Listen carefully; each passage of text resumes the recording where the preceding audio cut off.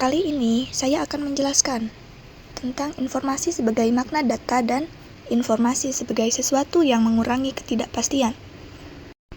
Dengan ruang lingkup dalam politik, sosial, budaya, dan hukum, serta pendidikan agama Islam. Sebelumnya saya akan menjelaskan apa sih informasi sebagai makna data. Kalian udah pada tahu belum sih? Informasi merupakan bentuk data yang telah diproses menjadi sesuatu yang bermakna dan dapat digunakan untuk pengambilan keputusan, komunikasi, maupun tindakan sosial. Data adalah sekumpulan fakta mentah yang belum memiliki arti. Ketika data tersebut dianalisis, diolah, dan diberi konteks, maka ia menjadi informasi.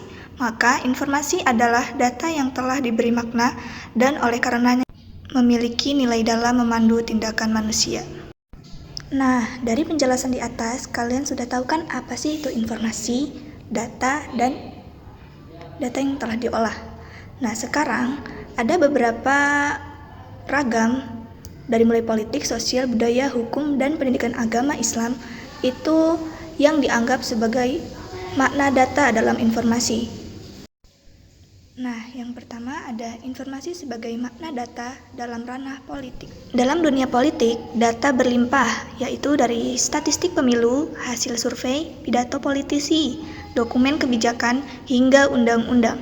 Namun, data yang belum diolah masih belum berguna bagi rakyat.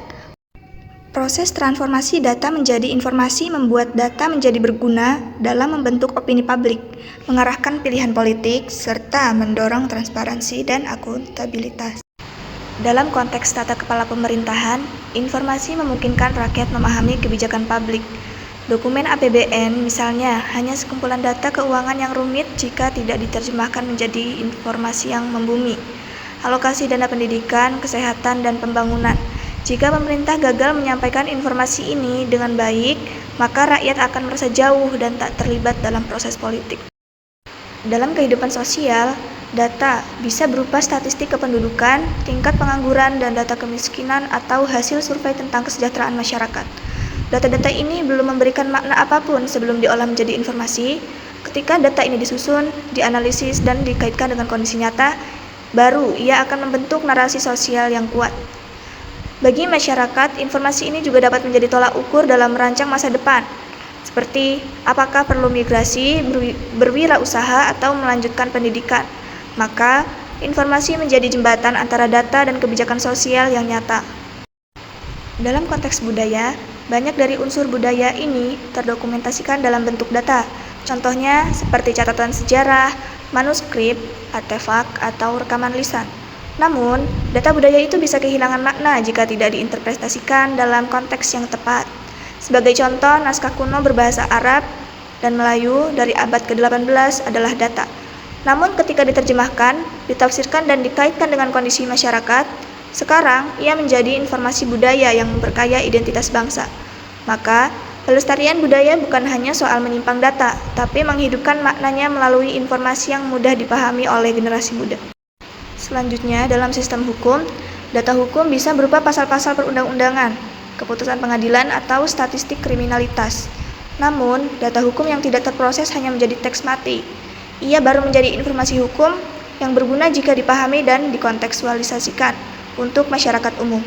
Sebagai contoh, pasal dalam KUHP adalah data. Ketika dijelaskan melalui sosialisasi hukum dan dikaitkan dengan kasus aktual dan dijadikan acuan dalam penyuluhan hukum, maka ia menjadi informasi yang bermakna. Selanjutnya, pada pendidikan agama Islam, informasi ini memainkan peran sentral dalam menyampaikan ajaran, nilai, dan praktik keagamaan.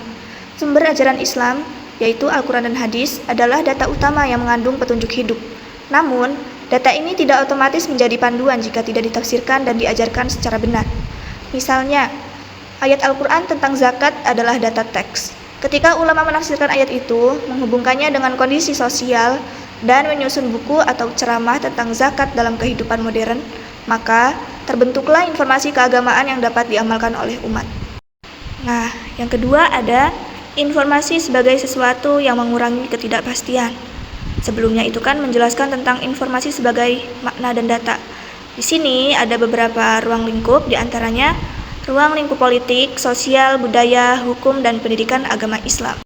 Pendahuluan, dalam era informasi yang semakin maju, pemahaman tentang informasi tidak hanya sebagai sekedar data, tetapi sebagai sesuatu yang mampu mengurangi ketidakpastian menjadi semakin penting.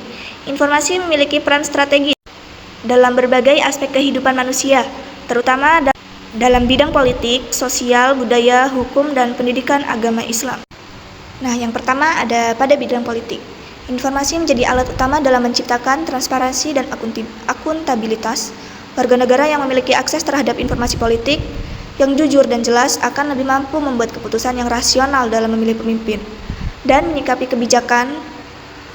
Justru sebaliknya, ketidakpastian yang timbul akibat informasi yang ditutupi atau dimanipulasi bisa melahirkan ketidakpercayaan, apatisme politik, atau bahkan kekacauan sosial. Dilihat dari segi sosial, informasi ini membantu individu memahami dinamika masyarakat di sekitarnya. Melalui informasi, kita dapat mengetahui norma-norma sosial, perbedaan latar belakang antar kelompok, serta potensi masalah sosial yang perlu diatasi bersama. Dalam ranah budaya, informasi berfungsi sebagai alat untuk melestarikan dan memperkenalkan nilai-nilai budaya kepada generasi berikutnya.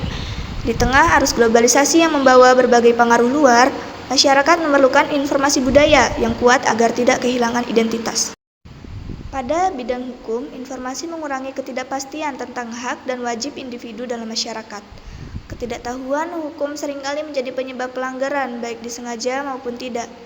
Informasi hukum yang jelas dan mudah diakses dapat menjamin keadilan, mencegah pelanggaran, dan memperkuat rasa tanggung jawab warga negara. Selanjutnya, pada konteks pendidikan agama Islam, informasi yang benar menjadi kunci dalam memahami ajaran Islam secara kafah. Ketidakpastian dalam penafsiran ajaran agama Islam menyebabkan perpecahan umat dan munculnya paham-paham ekstrim. Oleh karena itu, informasi keislaman yang bersumber dari Al-Quran, hadis, serta penjelasan para ulama yang terpercaya sangat dibutuhkan dalam membimbing umat menuju pemahaman yang moderat, toleran, dan rahmatan lil alamin. Mungkin itulah tadi penjelasan atau esai yang terkait informasi sebagai makna data dan informasi sebagai sesuatu yang mengurangi ketidakpastian pada ruang lingkup politik, sosial, budaya, dan hukum, serta pendidikan agama Islam.